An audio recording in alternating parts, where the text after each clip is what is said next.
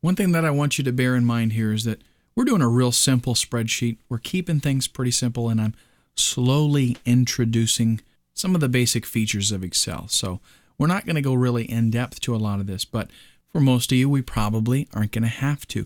This is a really simple application of very basic tools. It does get a lot more advanced than this. There is additional training available, but to get you going, to get you to where you're productive, this is all that it takes. Okay?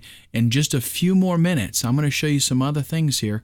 Actually, more than a few minutes, but in just a few more exercises, you'll be to the point where you're actually proficient and ahead of like 95% of the world, really, as far as being able to use Excel. But let's continue down our trail of functions and formulas. And one thing that you want to kind of understand that you're doing here, formulas and functions can get really advanced. I mean, they can get almost to the point that you're like a programmer because you're doing so much manipulation with the data. But like I said, what we're doing right now is some pretty simple stuff, but it's definitely a good place to get some real sound understanding of what's going on. What I want to do in this cell right here is notice that it says less cost of goods. So in other words, I want to take this value and I want to pull out the cost of goods for that.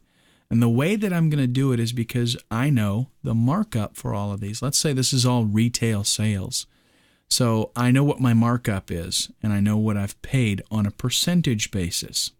So I'm going to take the value that is shown up here in L14, and based on that, I'm going to be able to calculate how much the goods actually cost me. And of course, we're going to do that with a formula. So we start with an equal sign, and then we're going to reference L14 because that's where the value is. So we do L14, and what I want to do, let's type this again, L14. There we go.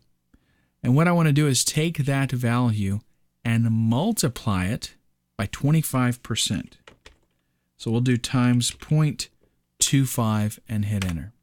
Now what that tells me is that I've got a pretty good markup because whatever I sold these for, it actually only costs me 25% of that.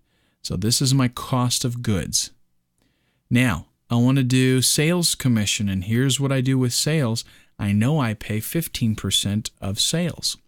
So I'm going to reference again the same value, L14, that's our total sales, and I'm going to multiply that by 15%. So equal sign, because we start all formulas with an equal sign, and then L14 times 0.15, and we hit enter. Now that tells me that this is 15% of that value, and this is what I actually paid out in commissions. Now let me show you a little different way that we could accomplish this same thing. Let's say that this 0.15 is a little confusing to some people. So what we want to do is select this, type 15, and put a percent sign. Okay, and then we hit enter, and we've got the same value, but again, this is a little bit easier for a lot of people to understand. So let's go ahead and change this one as well, 25%,